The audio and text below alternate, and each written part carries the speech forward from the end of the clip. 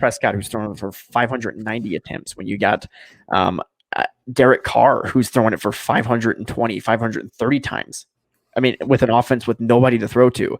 So Josh Allen only throwing that many times, being less accurate. I mean, he only threw it 28 times a game, only completed 16.9 of those passes per game, which is significantly less than what Kirk Cousins was throwing.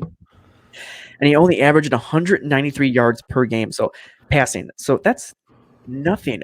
And when you take into account John Brown, who's a good receiver, he's not as good as Stefon Diggs, but he's good.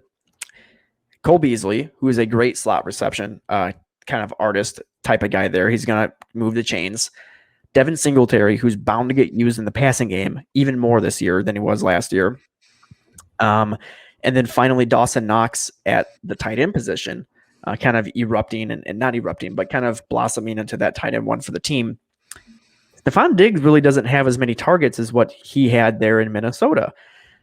As a matter of fact, I think I have him kind of slated out at close to 100 targets, maybe even a little bit less, Brian, and coming at like 70 receptions on the season, which is kind of what he does every year, aside from less targets, right? I mean, so if he's getting 70 receptions, he's probably going to get somewhere around 800 or 900 yards receiving. Stefon Diggs is basically going to be a 20-something wide receiver like he usually is. But the problem is people see him in a new opportunity. They think he's going to kind of burst into this new type of guy who's like, I'm on a new team, time to prove something. Brian, I think I've said it before. With wide receivers, I don't like them going to new situations, to new teams, new offensive schemes, especially this year with COVID. There's been no time for him to really build chemistry with his new quarterback and Josh Allen. There's been no time for him to learn the offensive playbook and the ins and outs of it.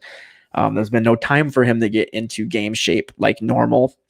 So I worry about injury because he has had them in the past. I worry about that chemistry connection between his new quarterback. And I just really worry about opportunities on this offense. I don't see it.